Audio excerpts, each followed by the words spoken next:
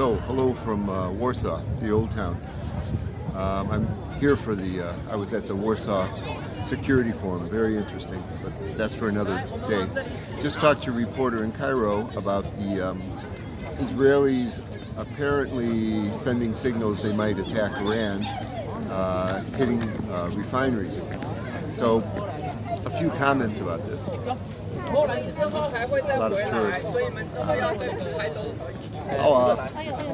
Everybody talking Chinese.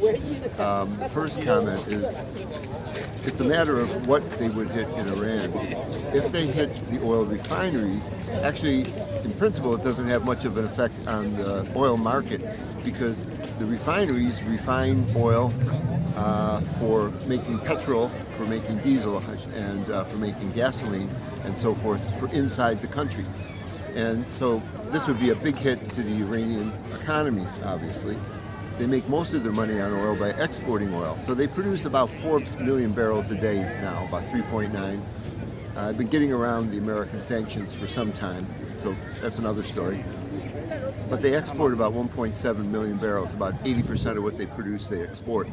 So that 1.7 would actually increase because you can't refine the oil at home if the Israelis hit the refineries. So it would, in principle, it doesn't really raise the price of oil. Although I must say, overnight, people in the market have been saying that, well, although the price of oil has been falling down to 70 for WTI and about 73 it was yesterday for Brent, it's gone up each one has gone up about $1, and you could say that that's a geopolitical risk being priced in after the Iranian missile attacks on Tel Aviv. Now, I have to make a distinction. It depends if Israel does this. It would be what do they hit? Now, if they hit the refineries, it's as I said. But on the other hand, they could hit the oil export terminals, and I would just say that would be quite different. Then Iran couldn't export, let's say they couldn't export 1.7 million barrels a day, okay, to first order. Now, that would obviously be a hit to the market, and actually any kind of attack on Iran's oil facilities will have some spike in the price of oil in the market because everybody gets jumpy. But 1.7 million barrels a day offline is not going to make a big deal right now. For well over a year, OPEC Plus has been trying very hard to keep the price of oil up by taking oil off the market. And they have almost 6 million barrels a day of oil spare capacity off the market. The Saudis alone have about 2 million barrels off. So taking 1.7 million barrels a day of Iranian crude off the market, it's not going to make a big deal. OPEC could be happy to put that extra oil on the market, and there's people in the Western Hemisphere who'd be happy to increase production too. So that's not the problem. Second point is, let's back up here and look at the market in general. And the Saudis said the other day they recognize that they're failing at maintaining the price. It was in the 80s, now it's in the 70s after about a month. So they're going to switch their tactic, and which they've done this historically before. If you can't keep the price up, other people in OPEC Plus are cheating. They don't want to lose money, so they start to hedge on their quotas, putting more oil out there. Another issue. Iraq was doing that, Kurdistan. So the Saudis will turn around, as they've done before, and say, okay, this isn't working. We're going to go for share of the market. And they will dump oil on the market to take a large share of it. And the minister said it might go down to $50 a barrel. Okay.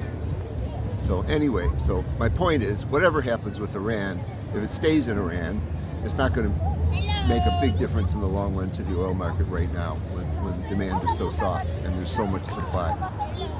Now, on the other hand, I was asked just now by a reporter, what if Iran then retaliated by hitting their neighbors' oil facilities in the UAE, in Saudi Arabia, the Gulf area? And my response to that was, let's step back and look at the geostrategy here, the geopolitics going on.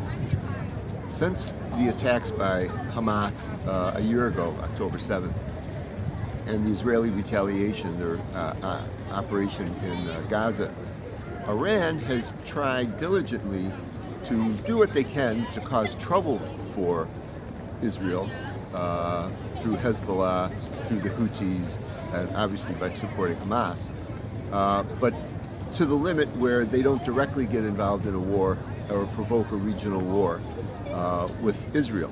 And even the first rocket attack back on Israel, it was announced two or three days ahead of time.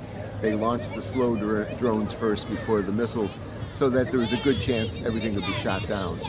Maybe this was more intended to work. This latest one, it's not clear. It wasn't a huge attack. So I think the Iranians want to stay below threshold for provoking a war with Israel.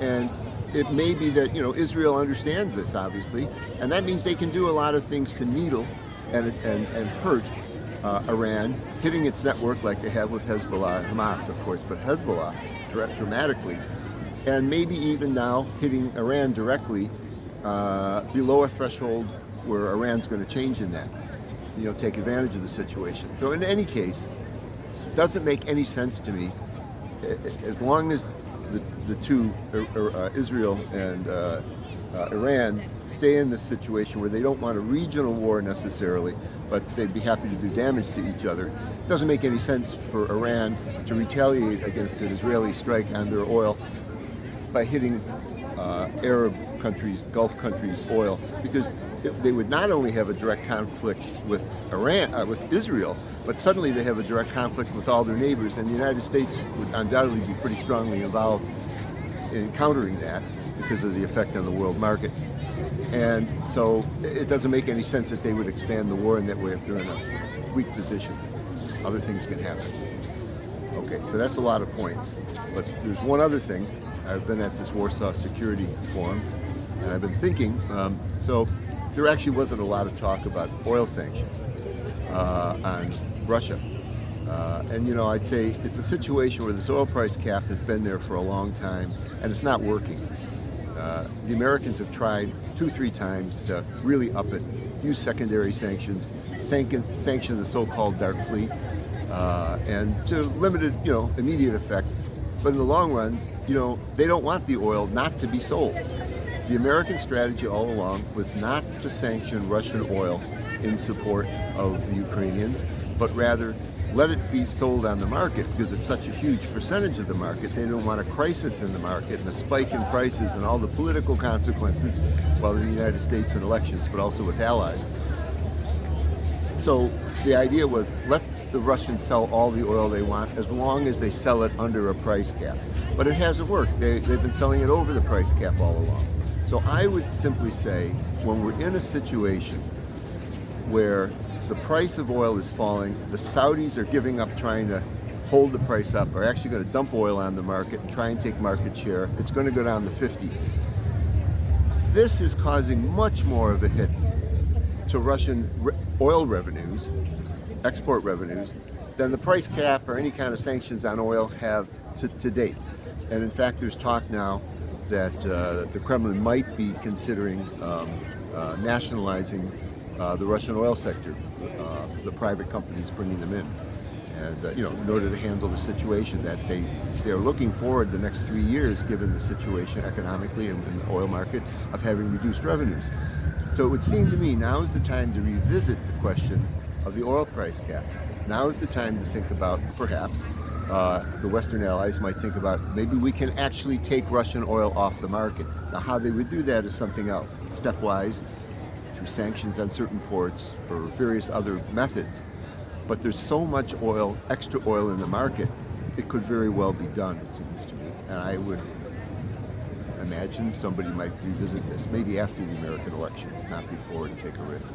Anyway, those are my points. So I don't think any big immediate crisis comes out of this unless it gets out of hand between Israel and Iran. Goodbye from Warsaw.